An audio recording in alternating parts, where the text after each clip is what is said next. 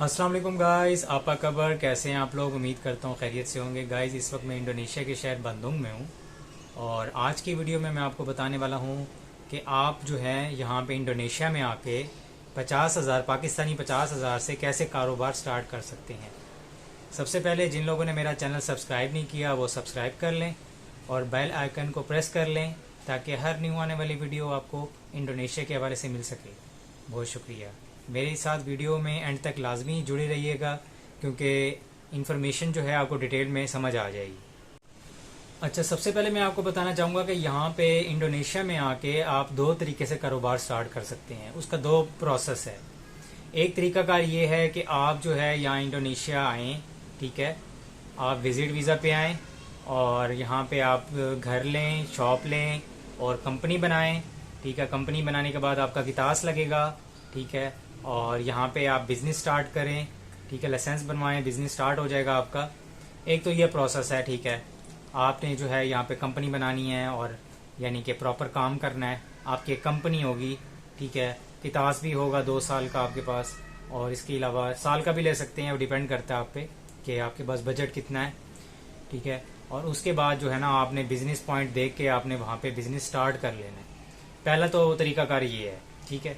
और दूसरा तरीकाकार ये है कि आपने क्या करना है, अगर तो आप जो है ना सिंगल हैं, आपकी शादी नहीं हुई हुई, तो आपने गाइस जैसे कि आपको मालूम है कि पाकिस्तान में शादी करना बहुत ही मुश्किल है, बल्कि आजकल नामुमकिन सी बात हो गई है। वो इस वजह से क्योंकि यहाँ पे ना पाकिस्तान में डिमांड बहुत है, ठीक है। आप जब भी रिश्ते के लिए जाएंगे तो वो डिमांड करते हैं कि पहली बात यह है कि वो सवाल पूछते हैं लड़का क्या करता है, लड़का क्या कितना कमाता है, ठीक है। तो जब आप बताएंगे कि लड़का जो है, आपकी फैमिली बताएगी लड़का जो है 70,000 कमा रहा है या 80,000 कमा रहा है या लाख कमा रहा है, वो कहेंगे बस सिर्फ लाख रुपए, सिर्फ लाख रुपए कमा रहा है तो घर का गुजारा कैसे होगा, इतना तो हमारे घर का बिल आ जाता है, ठीक है ना। तो बहुत मुश्किल हो गया शादी करना क्योंकि जो माँ बाप हैं, ठीक है, चाहे वो लड़की वाले की तरफ से हों, ठीक है, चाहे लड़के वाले की तरफ से हों, तो माजरत के साथ ये ऐसा मैंने अपने मेरे एक्सपीरियंस के मुताबिक जो मैंने देखा है, मैंने खुद देखा है ये, तो वो लोग जो है ना यानी कि सादगी के साथ इस्लाम को फॉलो करते हुए रिश्ता करने के लिए राजी नहीं है, बिल्कुल भी राजी नहीं है। हालांकि वो ये नहीं देखते कि एक बंदा जो है जिसने जो यंग है, यंग लड़का है, उसने ग्रेजुएशन की हुई है या मास्टर्स किया हुआ है, अगर वो उसकी सैलरी, पहली बात तो जॉब तो है ही नहीं ना, पाकिस्तान में जॉब मिलती ही बहुत मुश्किल से है। अगर वो जॉब कर रहा है, स्टार्टिंग सैलरी उसकी 15-20 हज़ार होती है या 25-30 हज़ार होती है, ठीक है। अगर वो बैंक में जाता है वहाँ सैलरी ज़्यादा है, लेकिन वो बैंक की नौकरी आपको पता है इस्लाम में फिर वो वहाँ पे काफ़ी यानी कि लोग कहते हैं जायज़ है, कोई कहता है जायज़ नहीं है, तो वो डाउट आ जाता है, तो फिर मसले मसाइल होते हैं। तो बाकी नॉर्मली किसी भी कंपनी में आप जाएं, आपको सैलरी जो देते हैं वो 25-30 हज़ार देते हैं। और पाकिस्तान के हालात भी ऐसे हैं, वहाँ पे कारोबार डाउन है तो वो सैलरी अपनी मर्जी से दे रहे हैं। हालांकि देखा जाए तो सैलरी जो है गवर्नमेंट के हिसाब से पाकिस्तान में सैलरी जो है इस वक्त मेरे ख्याल में 33 से 35 हज़ार रुपये स्टार्टिंग सैलरी चल रही है, ठीक हो गया, जो मेरी इन्फॉर्मेशन के मुताबिक, ठीक है। तो कहने का मकसद है पाकिस्तान में तो शादी नामुमकिन सी बात हो गई है क्योंकि जो अब शादी कर रहे हैं, जो लोग काफ़ी अमीर हैं, वो 50-50 लाख रुपए शादी पे लगाते हैं, ठीक है। जब आम सा बंदा एक जिसके पास लाख रुपए भी मुश्किल से होता है, वो जब ऐसी शादियों पे जाता है या ऐसी शादी देखता है सोशल मीडिया पे, तो वो परेशान हो जाता है मजीद। वो कहता है कि यार वो 50 लाख में शादी कर रहे हैं, मेरे पास तो लाख भी बड़ी मुश्किल से है। तो इसलिए पाकिस्तान में तो शादी करना खैर नामुमकिन सी बात हो गई है, बहुत मुश्किल है। जो लड़की वाले हैं वो तो कहते हैं कि भाई लड़के के पास जो है ना, लड़के की सैलरी 3 लाख होनी चाहिए, फिर 10 मरले का प्लाट, फिर लड़की अलहदा रहे, ठीक है। बड़े मसले क्रिएट हुए हुए हैं, ठीक है ना। तो मसले दोनों साइड से हैं, लेकिन मैंने जो मेरे एक्सपीरियंस के मुताबिक जो मसले ज़्यादा है ना वो लड़की वाली साइड से है, जो मैंने देखा है, ठीक है। लड़की वाली साइड से डिमांड बहुत ज़्यादा है, लड़का जो है वो शादी करने के लिए तैयार है, वो जहेज के बगैर भी यानी कि शादी करने के लिए तैयार है। जो मेरा एक्सपीरियंस है, हो सकता है मैं गलत हूँ, जो मैंने पिछले 5-6 साल में देखा है पाकिस्तान में रह के, ठीक है। तो और आप जो है ना अगर सिंगल हैं, ठीक है, पाकिस्तान में रह के अगर आप सिंगल हैं और अगर आप शादी करना चाहते हैं और सस्ती शादी करना चाहते हैं, आपका प्लान है कि आपके पास बजट कम है, ठीक है, तो आप जो है ना इंडोनेशिया आके शादी कर सकते हैं। यहाँ पे शादी सस्ती भी हो सकती है, महंगी शादी भी होती है, वो डिपेंड करता है कि आपको कौन सी लड़की चाहिए, कौन से लोग आपको मिल रहे हैं। अगर तो वो सादा लोग हैं तो वो सस्ती शादी भी करने के लिए तैयार है। अगर आपके पास सिर्फ महर है, आप वलीमे के पैसे अफोर्ड नहीं कर सकते या थोड़े बहुत अफोर्ड कर सकते हैं, तो वलीमा आप जो है ना आपके पास लाख रुपए भी है, वलीमा हो जाएगा, ठीक है ना। तो यहाँ पाकिस्तान की तरह शादियां नहीं होती, धूमधाम से होती हैं, लेकिन वो आप पे डिपेंड करता है कि आप अगर आप शादी इतनी धूमधाम से नहीं करना चाहते तो आप लड़की के पेरेंट्स से बात कर लें कि मेरे पास जो है ना ये बजट है, ठीक है, ये शादी का बजट है, ये बिजनेस का बजट है, मैंने यहाँ पे बिजनेस भी करना है, ठीक है, मैं आपकी बेटी को खुश रखूंगा। आपकी नीयत साफ होनी चाहिए। आपने वो चीज़ कभी भी नहीं शो करनी कि आपने ना कल को उनके लिए मुश्किलात क्रिएट हो जाएं। क्योंकि यहाँ पे काफ़ी पाकिस्तानी आए हैं, तो वो आए हैं, उन्होंने शादियाँ की हैं और वो फिर बेगम को धोखा दे के चले गए हैं। कुछ लोग पहले से शादीशुदा थे, कुछ लोगों ने यहाँ पे शादी कर ली, बच्चे पैदा किए और भाग गए, ठीक है। तो आपने नीयत साफ रखनी है, आपने ईमानदार होके, ऑनेस्ट होके उनके साथ बात करनी है, फिर शादी करनी है। किसी की बेटी की ज़िंदगी तबाह नहीं करनी, ना अपनी ज़िंदगी तबाह करनी है, ना किसी की बेटी की, ठीक हो गया। तो आप क्योंकि कुछ लोग जो है ना पहले जो हरकतें कर चुके हैं, जिसकी वजह से यहाँ जो पाकिस्तानी शादी करता है उनके लिए बहुत डिफिकल्टीज हो चुकी हैं, डॉक्यूमेंटेशन के हवाले से, ठीक है, और ट्रस्ट के हवाले से। इनको ट्रस्ट नहीं है पाकिस्तानियों पे इतना, लेकिन वो थोड़ा बहुत ट्रस्ट है, लेकिन जैसे ट्रस्ट होना चाहिए वैसे नहीं है, क्योंकि पाकिस्तानी यहाँ पे बहुत हरकतें कर चुके हैं ऐसी, ठीक है। अगर तो आप पाकिस्तान में हैं, आपकी शादी नहीं हुई, आप इंटरेस्टेड हैं, किसी बाहर के मुल्क आना चाहते हैं, अगर आपका माइंड है कि आप इंडोनेशिया आना चाहते हैं, तो मुस्लिम कम्युनिटी है यहाँ पे, ठीक है, आपको यहाँ पे मुस्लिम जो है माहौल मिलेगा और यहाँ आके आप शादी कर सकते हैं, ठीक है। शादी आपकी सस्ती हो जाएगी। बाकी आप जो है ना शादी के साथ साथ जो है ना आप बजट अपना बिजनेस का भी लेके आएँ, क्योंकि ज़ाहिर सी बात है जब आप यहाँ शादी करने के लिए आएंगे, विजिट वीज़ा पे आते हैं, तो विजिट वीज़ा पे आएंगे तो आपके पास जो है ना पैसे तो लगेंगे, टिकट का खर्चा आएगा, वीज़े का खर्चा आएगा, ठीक है, फिर आपने जो शादी करनी है उसका थोड़ा बहुत खर्चा आएगा, और उसके बाद जो बिजनेस स्टार्ट करना है उसका खर्चा आएगा तकरीबन। यानी कि अगर आपके पास शुरू में ना, अगर मिसाल के तौर पे शुरू में 10 से 15 लाख भी हो जाएगा ना, 10 से 15 लाख अगर आपके पास है, तो आपकी शादी यहाँ पे हो जाएगी, बिजनेस भी स्टार्ट हो जाएगा, ठीक है।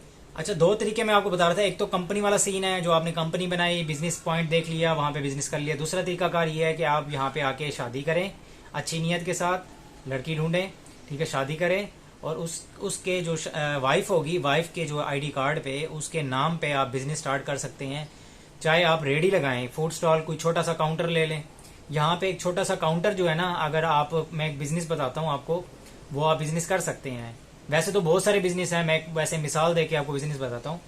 यहाँ पे जो कोल्ड टी है इंडोनेशिया में, जिसको कहते हैं आइस्ता है, ठीक है, उसका 17,000 पाकिस्तानी 17,000 का काउंटर बन जाता है, काउंटर तैयार हो जाता है, ठीक है। और बाकी मशीन आती है जो यानी गिलास को ऊपर से पैक करती है, ठीक है, गिलास को पैक करने वाली जो ऊपर है ना स्टिकर लग जाता है, पैक हो जाती है, प्लास्टिक का वो लग जाती है, ठीक है, जिसकी वजह से वो कप जो है वो समझो, वो उसको कहते हैं कप तुतुप, ये यहाँ पे कहते हैं कि ये कप जो गिलास होता है वो ऊपर से जो है ना क्लोज हो जाता है। तो वो मशीन आती है तकरीबन, वो भी तकरीबन नई लेंगे तो 17,000 की आएगी, काउंटर भी आपका 17,000 का आएगा। अगर यूज में मशीन लेंगे तो वो 10,000 की आ जाएगी। अगर आप वो मशीन नहीं भी लेते, मिसाल के तौर पे ज्यादातर लोग है ना उसी मशीन के थ्रू ही वो कप जो है ना पैक करते हैं यहाँ पे ऐसे, ठीक है। अगर आप मशीन नहीं भी लेना चाहते तो आपको गिलास मिल जाएंगे, उसका जो तुतुप है, उसको तुतुप कहते हैं, क्लोज जो ढक्कन होता है, तो वो भी मिल जाएगा। तो यहाँ पे सस्ते सस्ता बिजनेस जो आपको बता रहा हूँ, वैसे तो बहुत सारे हैं, वो है आहिस्ता है, आहिस्ता है कहते हैं कोल्ड टी का, ठीक है ना। तो वो आपका बिजनेस जो है ना यहाँ पे 50,000 से भी आप स्टार्ट कर सकते हैं, ठीक है। अगर आपके 50,000 है, 17,000 की जो काउंटर आएगा और बाकी चाय का सामान, कुछ बर्तन आएंगे, जग आएगा, मिला मिलू के आपके पास 50,000 भी है ना, तो आप बिजनेस स्टार्ट कर सकते हैं वाइफ के आईडी कार्ड पे, ठीक है। ऑनर आपकी वाइफ ही होगी, ठीक है। और बाकी पैसे एक्स्ट्रा लेके आए, जितने पैसे आपके पास ज्यादा है वो लेके आए, क्योंकि यहाँ पे अगर आप शादी कर लेते हैं उसके बाद भी आपने सरवाइव करना है, काम तो आपका चल रहा होगा, लेकिन कुछ पैसे आपके पास बैकअप पे भी होने चाहिए, जिसकी वजह से आपको कल को अल्लाह ना करे आप बीमार हो जाते हैं या आपकी वाइफ बीमार हो जाती है, और भी खर्चा होता है, ग्रोसरीज वगैरह हैं, ठीक है, और भी कई खर्चे हैं।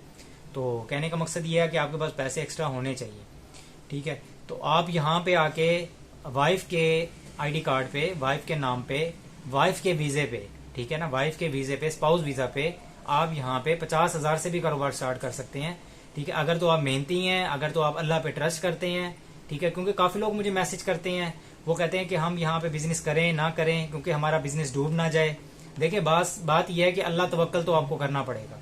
अगर अल्लाह पे भरोसा नहीं है तो फिर आप कुछ नहीं कर सकते, ठीक है ना। तो सारी जिंदगी आप गुलामी करते रहेंगे, जॉब करते रहेंगे, ठीक है। यहाँ पे इंडोनेशिया में जॉब नहीं है। यहाँ पे अगर आप आना चाहते हैं तो यहाँ बिजनेस ही कर सकते हैं, जॉब नहीं कर सकते। बिजनेस करेंगे, हक हलाल कमाई कमाएंगे, साथ साथ इबादत भी करें, नमाजें भी पढ़ें, अल्लाह ताला आपको जरूर तरक्की देगा, ठीक है।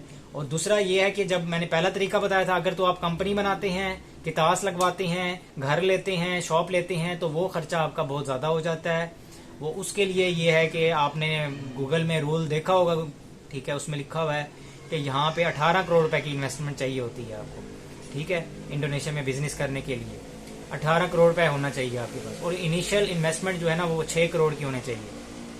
वो उसमें खर्चा बहुत ज़्यादा होता है।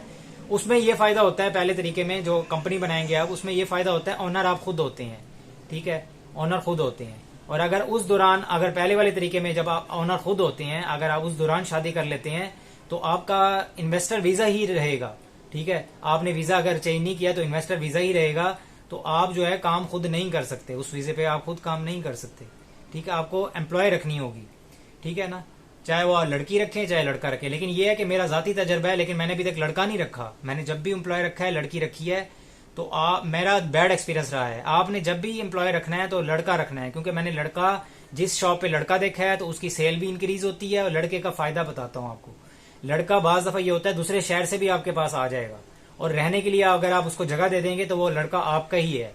चाहे आप उससे 8 घंटे काम लें, अगर ओवर टाइम लेना चाहते हैं तो ओवर टाइम भी करने के लिए तैयार होगा वो। लड़के का बहुत फायदा है, ठीक है। लड़की का ये है कि लड़की जो है ना, बाज दफा लड़की के पास बाइक भी नहीं होती। लड़के का ये फायदा, बाइक होती है तो आप कभी कभी उसके साथ जा सकते हैं सामान लेने के लिए, स्टॉक वगैरह परचेज करने के लिए, ठीक हो गया ना, तो ये फायदा हो जाता है। बाकी मुझे काफी लोगों ने राब्ता किया है यहाँ पे, काफी लोग पाकिस्तानी परेशान है यहाँ पे, ठीक है ना। तो वो लोग सबसे ज्यादा परेशान देखे हैं मैंने, जो लोग, जिन लोगों में एटीट्यूड था, जो कहते थे हमें सब पता है, हमें ना बताएं कि हमने यहाँ पे आके क्या करना है क्या करना, ठीक है। वो बैड कमेंट कर रहे थे मेरे वीडियो के नीचे, तो अब वो मुझे मैसेज कर रहे हैं कि भाई हमें कोई हल बताएं कि हम क्या करें, हम तो फंस गए हैं यहाँ पे। ना उनकी आमदनी स्टार्ट हुई है बिजनेस से, ठीक है, ना उन्होंने, वो परेशान है और वो कह रहे हैं किसी एजेंट ने उनको चूना भी लगा दी है, एक्स्ट्रा पैसे ले लिए हैं। तो कहने का मकसद ये है, हर एजेंट चोर नहीं होता, ठीक है ना। अच्छे लोग भी हैं, कंसल्टेंट अच्छे लोग भी हैं जो काम कर रहे हैं। बहुत चंद एक होते हैं जो आपको यानी कि फंसा देते हैं, लेकिन ये है कि अच्छे लोग भी हैं। वो आपको ढूंढना है कि आपका कौन सा कंसल्टेंट जो है बेहतर है, वो आपने खुद तलाश करना है, ठीक हो गया ना। तो कहने का मकसद ये है कि आप यहाँ पे आएँ, ठीक है, और मशवरा लेके आएँ, विदाउट सेशन, विदाउट कंसल्टेशन। अगर आप मुझसे मशवरा ले सकते हैं, मैं 24 घंटे आप बैठा हूँ मैं, ठीक है। मेरा नंबर हर वीडियो में आपको मिल जाएगा, ठीक है ना। अगर फिर भी नंबर चाहिए मैं आपको कमेंट में लिख दूंगा, आप मुझसे रब्ता कर सकते हैं। और मैं पैसों का लालची नहीं हूँ, मुझे कोई पैसे नहीं चाहिए, मैं सिर्फ आप लोगों की भलाई चाहता हूँ, क्योंकि आप लोग मुझे फिर मैसेज करते हैं, मुझे बड़ा दुख होता है। कोई कहता है कि मैं फंस गया हूँ, कोई कहता है मैं बिजनेस नहीं स्टार्ट करना कर पा रहा, कोई कहता है कि मेरा अकाउंट नहीं खुल रहा, कोई कहता है मुझे बिजनेस से आमदनी नहीं आ रही, कोई कहता है मैं सैलरी जेब से दे रहा हूँ। तो भाई ये तो मामलात होंगे जब आप जो है ना बगैर मशवरे के, बगैर किसी उस्ताद के, बगैर सीखे सिखाए आप यहाँ आएंगे तो फिर फंस जाएंगे। जब आप कहेंगे कि मुझे हर चीज का पता है, मैंने अमेरिका घूमा, मैंने मलेशिया घूमा है, मैं पूरी दुनिया में घूमा हूँ, भाई फिर आके यहाँ देख लें, आप जीरो से स्टार्ट करना पड़ेगा आपको यहाँ पे, ठीक है ना। आपको अपना एटीट्यूड, अपना प्राउड खत्म करना पड़ेगा, आपको सीखना पड़ेगा पहले, ठीक है। मुझसे आप 1-to-1 सेशन ले सकते हैं, मैं 24 घंटे अवेलेबल हूँ, जब मर्जी कॉल करें।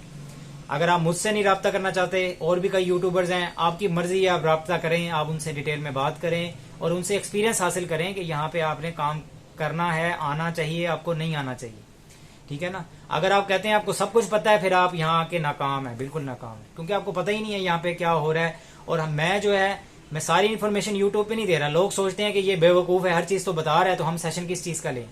भाई मैं बेवकूफ़ नहीं हूँ, मैं जो आप लोगों को सारा कुछ बता रहा हूँ, ये मैं अपनी आखिरत के लिए कर रहा हूँ और सदका जारिया ही आप लोगों के लिए आसानी पैदा कर रहा हूँ। लेकिन ये मैं 40% इन्फॉर्मेशन इसलिए दे रहा हूँ क्योंकि मैं यहाँ पे खुल के बात नहीं कर सकता। काफ़ी पॉइंट्स हैं जो मैंने अभी तक, मैं तकरीबन 300 वीडियो बना चुका हूँ, काफ़ी पॉइंट्स मेरे इल्म में हैं जो मैं आपको नहीं बता सकता यहाँ सोशल मीडिया पे। जब आप मुझसे रब्ता करेंगे तो वो मैं सारी डिटेल आपसे शेयर कर लूँगा, फिर आपके लिए आसानी हो जाएगी यहाँ पे आना, आपका खर्चा भी कम आएगा, ठीक है ना। अगर आप अपनी मर्जी से आएंगे आपका खर्चा डबल आएगा और आपके लिए मुश्किलात यहाँ पे क्रिएट हो जाएंगी, ठीक हो गया गाइज। उम्मीद करता हूँ आपको वीडियो पसंद आई होगी, ठीक है। मेरे चैनल को लाजमी सब्सक्राइब भी कर लें और बेल आइकन को प्रेस कर लें ताकि हर न्यू आने वाली वीडियो आपको इंडोनेशिया के हवाले से मिल सके। बहुत शुक्रिया, अपना ख्याल रखिएगा, दुआ में याद रखिएगा, इजाज़त दें, अल्लाह हाफ़िज़।